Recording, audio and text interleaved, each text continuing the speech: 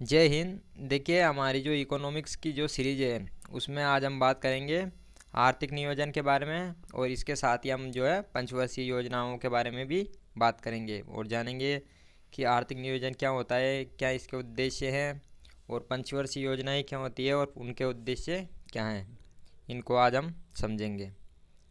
तो चलिए शुरुआत करते हैं आर्थिक नियोजन से और जानते हैं इसको। आर्थिक नियोजन का सीधा सा मतलब होता है अर्थव्यवस्था का ऐसा प्रबंधन जिसके द्वारा जो संसाधन है उनका जो है अनुकूलतम और उनका जो है सही तरीके से उपयोग कर सके, और अर्थव्यवस्था में जो है इससे बढ़ावा मिल सके। आर्थिक नियोजन है ये जो है इसका जो लक्ष्य है वो सतत विकास को भी बढ़ावा देना है, और ये जो है लोगों को सामाजिक न्याय की बात करता है और रोजगारों का जो है सृजन करता है। तो ये आर्थिक नियोजन के जो है प्रमुख उद्देश्य हो जाते हैं। तो इसको यहाँ पर जैसे इसकी परिभाषा देख लेते हैं। राज्य के नेतृत्व में संपूर्ण अर्थव्यवस्था का ऐसा प्रबंधन जिससे राष्ट्र हित की प्राप्ति हेतु उपलब्ध संसाधनों का अनुकूलतम उपयोग सुनिश्चित हो सके, साथ ही दीर्घकालिक निरंतरता सुनिश्चित हो सके। ये जो है इस तरह से आर्थिक नियोजन के प्रमुख उद्देश्य हो जाते हैं। इसमें संसाधनों के उचित उपयोग के लिए जो है सरकार योजनाएं बनाने का काम करती है। आर्थिक नियोजन में ये योजना जो है ये केंद्र स्तर पर जो है प्लान होते हैं। अब जो आर्थिक नियोजन के प्रमुख उद्देश्य कौन कौन से हैं उनको यहाँ पर समझ लेते हैं। जैसे बात करें इसके उद्देश्यों की, तो इसमें जैसे सामाजिक न्याय, जो लोगों को है समान जो है न्याय उपलब्ध कराना, पूर्ण रोजगार की प्राप्ति, आर्थिक विकास को बढ़ावा देना, गरीबी को हटाना, और जो है रोजगारों का निर्माण करना, लोगों को आत्मनिर्भर बनाना, निवेश एवं पूंजी का जो है निर्माण करना, मानव संसाधनों को जो है इनका विकास करना, तीव्र आर्थिक विकास, और इसके अलावा धारणीय विकास जो सतत विकास होते हैं, और इसके अलावा जो है समान आय वितरण को जो है प्रोत्साहन करना। ये आर्थिक जो है नियोजन के प्रमुख उद्देश्य हो जाते हैं। अब यहाँ पर जैसे जो आर्थिक नियोजन है ये योजना आयोग से भी ये पुराना है। भारत में सर्वप्रथम 1934 में जो एम विश्वेश्वरैया की जो पुस्तक है प्लान्ड इकोनॉमी ऑफ इंडिया, तो इसी जो है इनकी पुस्तक में नियोजन की संकल्पना सबसे पहले प्रस्तुत की गई थी। अब आगे देखते हैं। जैसे इसके पश्चात 1938 में जो है भारतीय राष्ट्रीय कांग्रेस के जो हरिपुरा सम्मेलन हुआ था, जिसकी अध्यक्षता जो है पंडित जवाहरलाल नेहरू ने की थी। एक राष्ट्रीय समिति का इसमें गठन किया गया था, और इसी जो है ये समिति गठित की गई थी। इसको कांग्रेस योजना कहा गया था। फिर आगे चलकर क्या हुआ कि 1944 और 45 में भारत के जो बड़े बड़े उद्योगपति थे उन्होंने क्या किया कि आर्थिक विकास हेतु एक प्लान बनाया था, एक योजना तैयार की थी। जो भारत के प्रमुख जो बड़े बड़े उद्योगपति हैं, तो उन्होंने जो है भारत के विकास के लिए एक जो है आर्थिक विकास हेतु एक योजना बनाई, एक प्लान बनाया, जिसे क्या कहा गया, उसे जो बॉम्बे प्लान कहा गया। और उसके बाद में 1950 में जयप्रकाश नारायण द्वारा जो है सर्वोदय योजना भी तैयार की गई। अब आगे देखते हैं। जैसे कि उसकी 15 मार्च 1950 को योजना आयोग का गठन किया गया, जो कि हमने ये रूस के संविधान से लिया गया था। तो यहाँ पर योजना आयोग को जो है 15 मार्च 1950 को योजना आयोग का गठन किया गया था। और उसके बाद क्या हुआ कि 1 जनवरी 2015 को योजना आयोग को जो है समाप्त कर दिया गया, और उसके स्थान पर जो है नीति आयोग को, यहाँ पर नीति आयोग का गठन किया गया है। योजना आयोग के योजना आयोग का जो मुख्य काम था वो पंचवर्षीय योजनाओं को बनाना था। ये योजनाएं 5 वर्षों की होती थी। पंचवर्षीय योजना ये जो है ये योजना आयोग का प्रमुख उद्देश्य था। अब यहाँ पर एक और जो महत्वपूर्ण संस्था थी, जैसे कि एनडीसी राष्ट्रीय विकास परिषद, इसको यहाँ पर समझ लेते हैं, क्योंकि एनडीसी से जो है कई बार प्रश्न पूछे गए। तो एनडीसी का जो इसका गठन है, राष्ट्रीय विकास परिषद का गठन है, ये 6 अगस्त 1952 को किया गया था। और इसके जो अध्यक्ष हैं वो भारत के प्रधानमंत्री राष्ट्रीय विकास परिषद के अध्यक्ष होते थे। और एनडीसी को जो है ये सुपर कैबिनेट भी इसको कहा गया। अब इसके उद्देश्य जान लेते हैं कि जो राष्ट्रीय विकास परिषद है उसके उद्देश्य क्या होते थे। इसके उद्देश्य से जो योजना आयोग द्वारा पंचवर्षीय योजना बनाई जाती थी, तो इसका क्या काम था कि उसको जो है ठीक तरीके से जो है क्रियान्वित करना, ये राष्ट्रीय विकास परिषद का प्रमुख उद्देश्य था। और कुल जो योजना पंचवर्षीय योजना थी वो 12 थी। अब यहाँ पर जो है एक एक करके पंचवर्षीय योजनाओं को समझ लेते हैं कि इन योजनाओं का क्या उद्देश्य था और कौन सी योजना का समयकाल कब था। इनको यहाँ पर एक एक करके देख लेते हैं, जिससे बात करते हैं प्रथम पंचवर्षीय योजना की। तो इसका जो समयकाल था 1 अप्रैल 1951 से 31 मार्च 1956 तक। और इसके जो अध्यक्ष थे पंडित जवाहरलाल नेहरू इसके अध्यक्ष थे। और जो ये प्रथम पंचवर्षीय योजना थी ये एरोड डोमर मॉडल पर आधारित थी। ये पूछ लिया जाता है कि प्रथम पंचवर्षीय योजना कौन से मॉडल पर आधारित थी। और इसको जो है प्राथमिकता एक कृषि विकास पर जो है प्रथम पंचवर्षीय योजना को कृषि विकास के क्षेत्र में ये अधिक जो है इसको प्राथमिकता दी गई थी। कृषि को बढ़ावा इसमें ज़्यादा दिया गया था। और विकास दर की बात करें तो इसमें जो है इसका लक्ष्य रखा गया था 2.1% और प्राप्त किया गया था 3.6%। तो ये जो है एक सफल पंचवर्षीय योजनाएं मानी गई।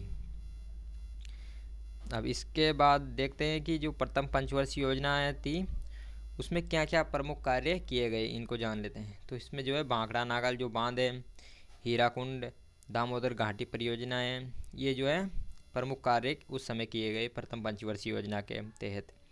और इसमें कृषि का विकास किया गया। तो ये प्रथम पंचवर्षीय योजना के बारे में। अब चलते हैं दूसरी पंचवर्षीय योजना के बारे में जान लेते हैं। तो इसका जो समयावधि थी 1 अप्रैल 1956 से 31 मार्च 1961 तक।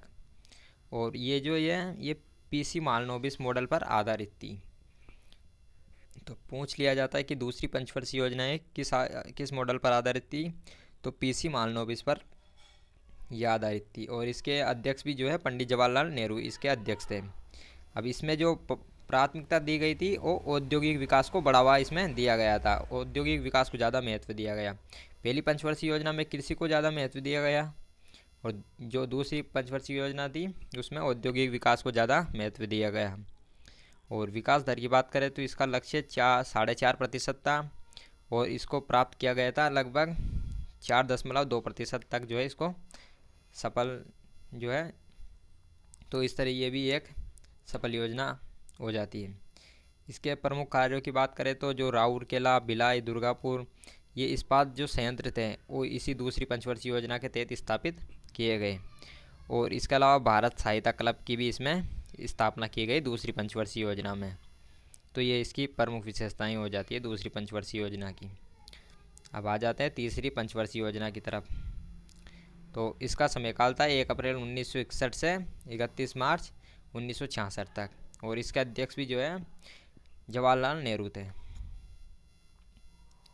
अब इसमें प्राथमिकता जो है आत्मनिर्भरता तथा कृषि विकास को ये प्रमुख इसकी प्राथमिकताएं थी। इन पर जो है ज़्यादा ध्यान दिया गया। और विकास दर इसमें जो है लक्ष्य था 5.6% और जो प्राप्ति थी वो लगभग 2.8% थी। अब इसमें जो है विकास दर का लक्ष्य पूरा न होने के क्या कारण थे वो जान लेते हैं। जैसे इसका जो लक्ष्य पूरा क्यों नहीं हो सके, जैसे कि 1962 में भारत और चीन का युद्ध हो गया था, तो उस कारण जो है लक्ष्य को हम पूरा नहीं कर सके। उसके अलावा 1965 में भारत पाकिस्तान का युद्ध हो गया था और 1966 में जो है सूखा संभावित जो सूखे की स्थिति भी इसका सामना करना पड़ा। तो ये प्रमुख जो है कारण हो जाते हैं जिससे कि लक्ष्य को हम पूरा नहीं कर सके। इसके अलावा हरित क्रांति की इसमें शुरुआत हो गई थी।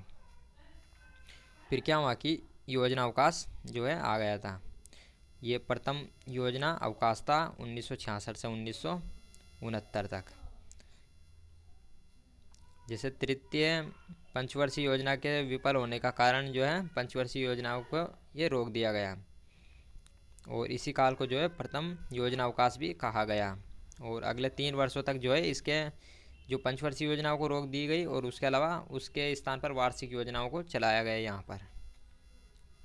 अब जान लेते हैं चौथी पंचवर्षीय योजनाओं के बारे में।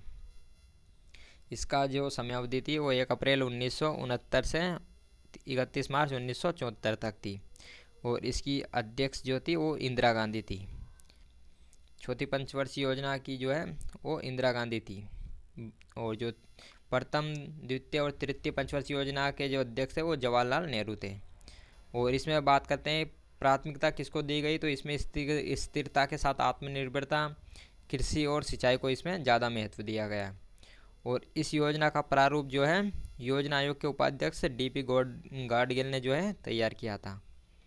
और बात करें इसके विकास दर की, तो इसका लक्ष्य जो है 5.7% था और प्राप्त किया गया 3.4%।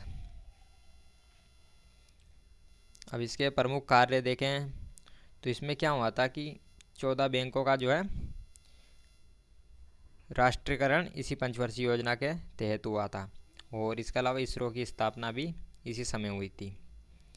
अब यहाँ पर जैसे विकास दर का लक्ष्य प्राप्त न होने के बाद भी इस योजना को जो है, इस पंचवर्षीय योजना ने अब तक सर्वाधिक जो है कृषि वृद्धि दर की गई थी।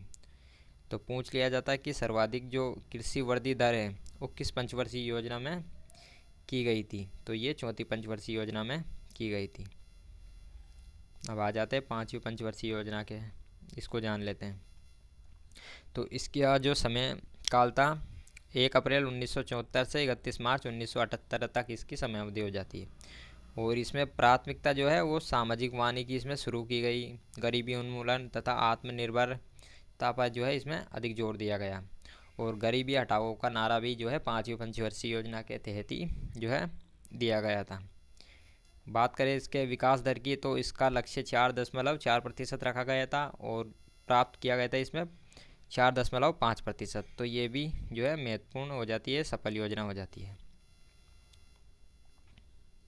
ये योजना समय से पहले ही जो है समाप्त हो गई थी। क्यों हो गई थी? क्योंकि जो सरकार थी वो 4 वर्षों में ही गिर गई थी।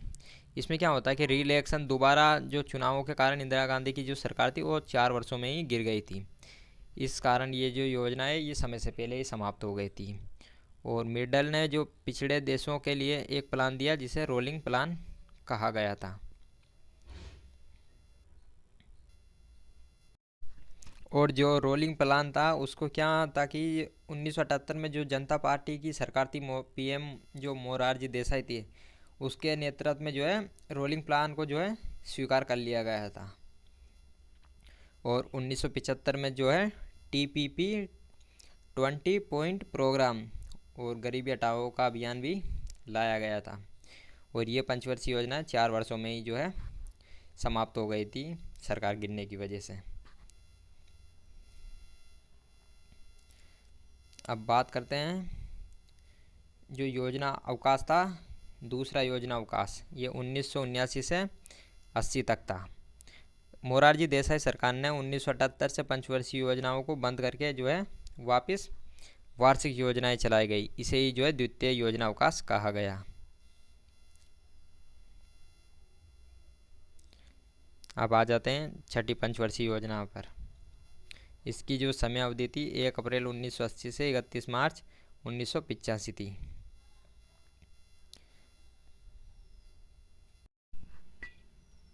और इसमें जो प्राथमिकता है वो जैसे गरीबी निवारण, आर्थिक विकास, आधुनिकीकरण और आत्मनिर्भरता, ये इसकी जो है प्रमुख प्राथमिकता थी।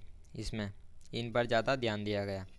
विकास दर की बात करें तो इसका लक्ष्य जो है 5.2% था और इसको जो है 5.7% जो है इसको प्राप्त किया गया था। ग्रामीण बेरोजगारी, गरीबी निवारण से संबंधित जो है इसमें इस योजना में कई योजनाएं जो है चलाई गई, पंचवर्षीय जो छठी पंचवर्षीय योजनाएं थी। और ग्रामीण विकास बैंक की स्थापना जैसे कि नाबार्ड हो गया, इसकी भी स्थापना इसी पंचवर्षीय योजना के दौरान की गई। अब बढ़ते हैं सातवीं पंचवर्षीय योजना पर।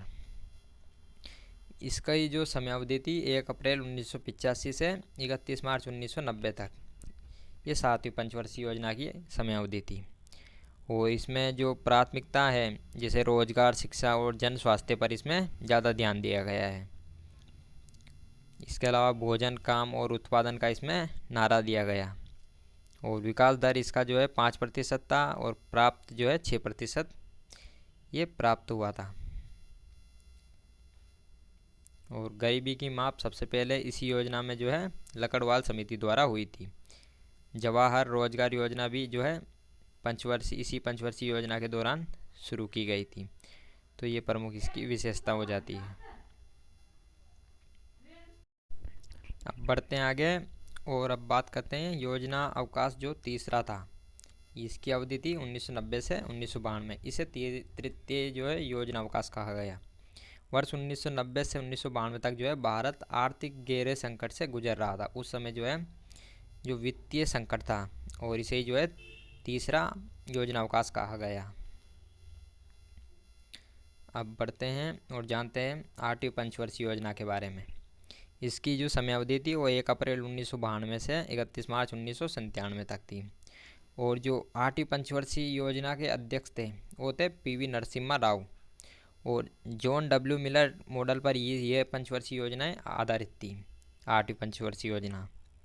और बात करें तो इसमें प्राथमिकता किसको दी गई, तो इसमें रोजगार वृद्धि, आधुनिकीकरण एवं आत्मनिर्भरता पर ज़्यादा ध्यान दिया गया इस 8वीं पंचवर्षीय योजना में। और विकास दर जो है 5.6% रखा गया और इसको 6.8% तक जो है इसको प्राप्त किया गया। और प्रधानमंत्री रोजगार योजना भी इसी समय शुरू की गई और इसी योजना के अंतर्गत जो है LPG रिफॉर्म्स लाया गया। इसका पूरा नाम है लिबरलाइजेशन, प्राइवेटलाइजेशन और ग्लोबलाइजेशन। ये शुरू किया गया था 1991 के। उस समय जो है डॉक्टर मनमोहन सिंह जो है वित्त मंत्री थे, तो उनके समय में लाया गया था। और इसमें भारत में जो है अवमूल्यन भी कर दिया गया था इस समय।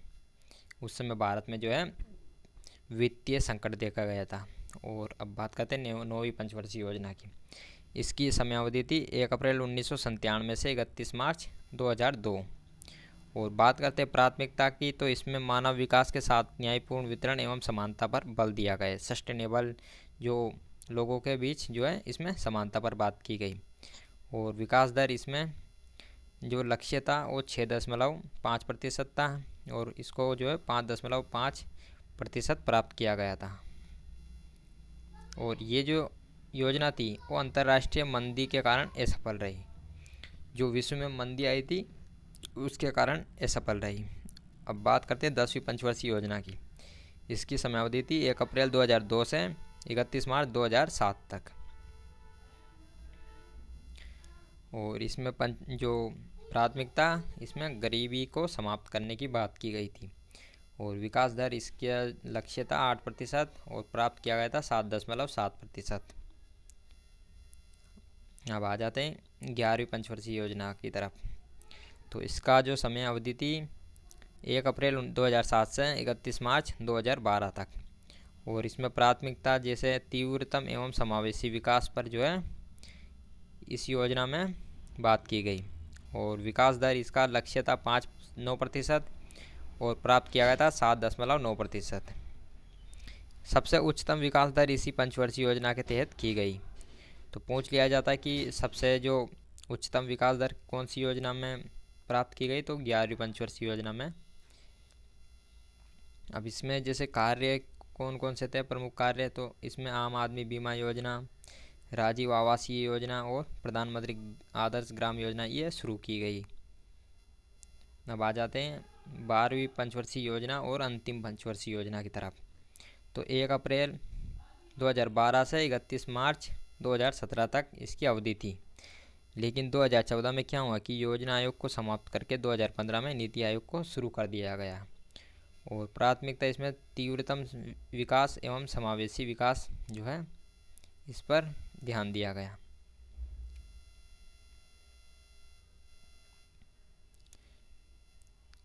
यहाँ पर आपको UPSC से संबंधित जो है वो जैसे इस योजना की बात करें तो इसमें जो है तीव्र विकास इस योजना के तहत किए गए थे।